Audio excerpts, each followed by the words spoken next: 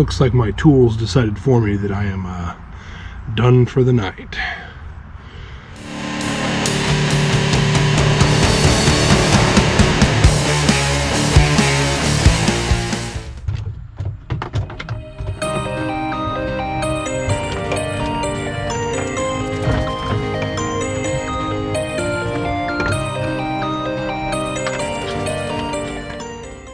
So other than just cleaning out my Jeep, like deep cleaning, removing the carpet and picking up all the stuff that had worked its way under the carpet and stuff, one of my goals was to put the CB radio into the center console. So I removed the center console and drilled a hole and just started running all the wires through it.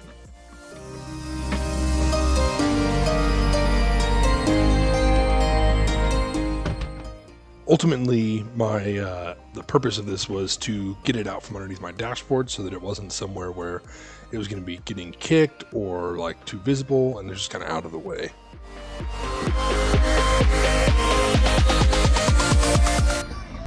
More mistakes, more failures. I was planning to put the CB radio in my little center console here, and it's in there right now, and all the wires are in there, and I have everything run under the center console. Can't get the wires to run right. There's not enough room in the center console. I can't get the center console to sit right because it keeps sitting on all the wires. All the wires are getting in the way of the emergency brake and stuff. As good of an idea as it was, I'm just going to run it back to where it was underneath the dashboard and leave it there because this is proving to be more trouble than it's worth. So, not feeling comfortable with the wires running across where the emergency brake mechanism is and stuff, and just, you know, I couldn't get it to stay in the center console. There wasn't really room to fasten it down properly, so I was like, oh, I'll just take it out, just put it back where it was, and just maybe run the CB, like the antenna wire a little bit better this time. So then I just went back to wiring in that new USB plug that I got that's replacing the cigarette lighter port, and so I just used my little wire strippers and use this little aluminum clipboard to kind of help block heat so that I'm not just spraying my heat gun all over my center console.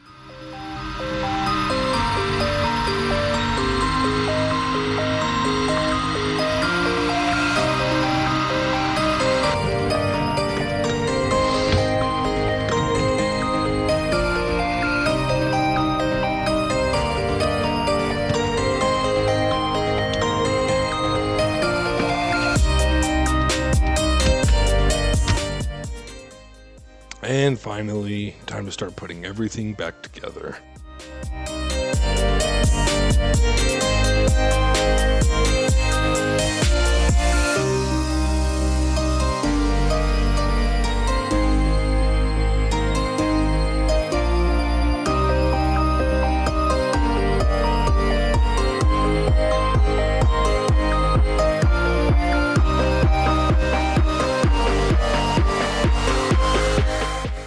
So I'm starting to put everything back together and stuff.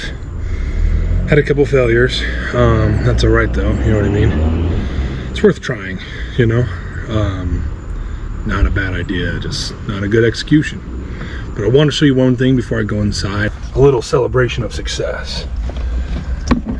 So, can't see it very well because it's dark in there. But here's that new USB thing. And if I touch this little power button, it's gonna light up. Ta-da! There it is. So that's pretty cool. I'll take that. The following Thursday.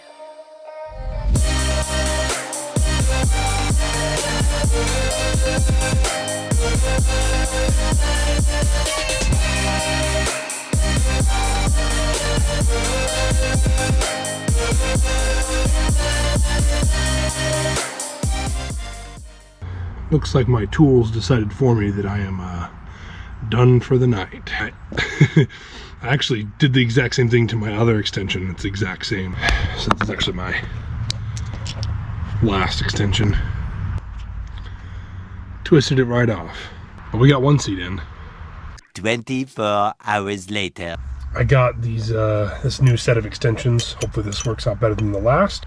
But I also picked up this. And I'm sure these have been out longer than I've been noticing them, but I just started noticing these Swiveling Ratchets. So I kind of want to see I've heard they're good for doing like spark plugs and stuff inside the engine bay and stuff. It's kind of cool. It's coming up time on me to get a new ratchet anyways. Been using this old all-trade one, and it doesn't ratchet very well, and it doesn't switch very well, and it's starting to get loose. So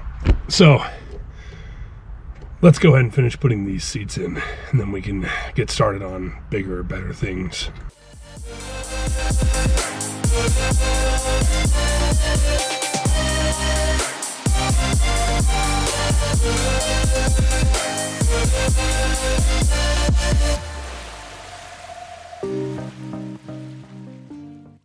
Okay, so we're finally getting back to this. So here is the Vertex steering stabilizer, and the part that came off while I was on the trail, this bolt came out of here, and I was thinking that it had just unthreaded itself, but I'm trying to reinstall it, as I showed in my previous video.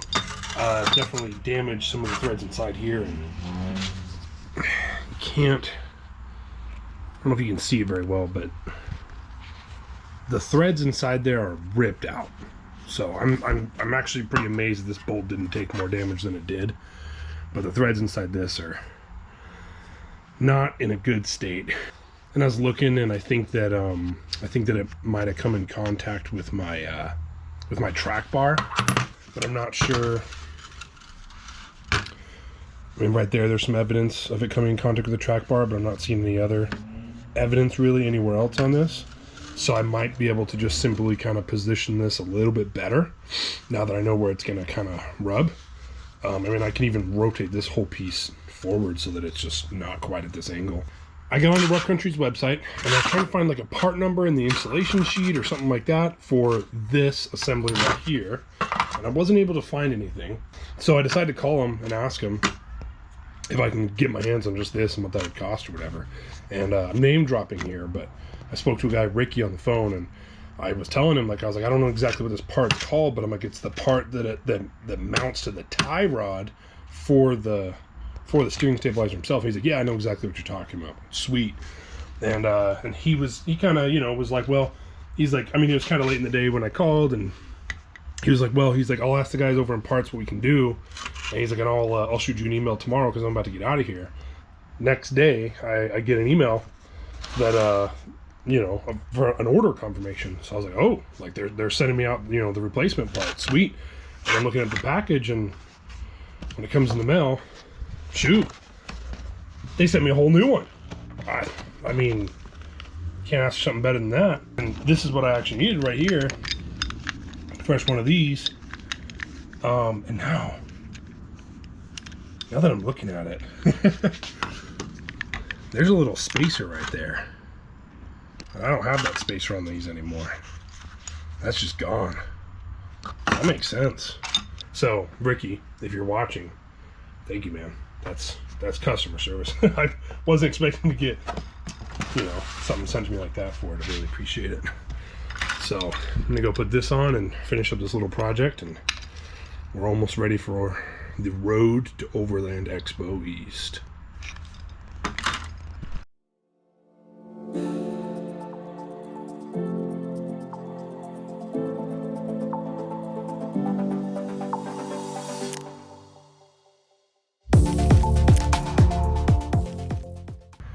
So there might be a better way to install these, because you just have very limited real estate here. So I'm going to keep an eye on it, and if I see any more signs of rubbing on either my drag link or my track bar right there, I might just position this so that this little overflow valve, whatever that is either just facing that way or maybe even facing this way.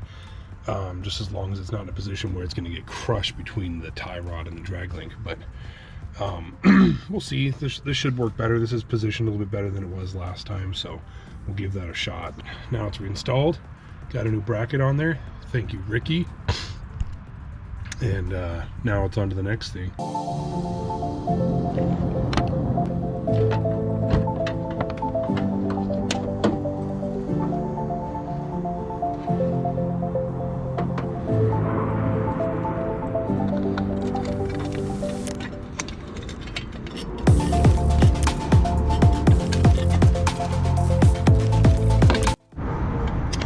Okay, so the last bit that I got to do is I just got to fix literally just this one wire right here. The other ones are fine, but this one, I was kind of messing with it a little bit, and would you look at this?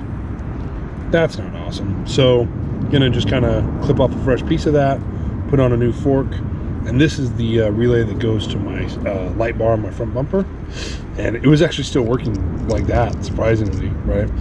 But that's not awesome wiring, so we're gonna fix that.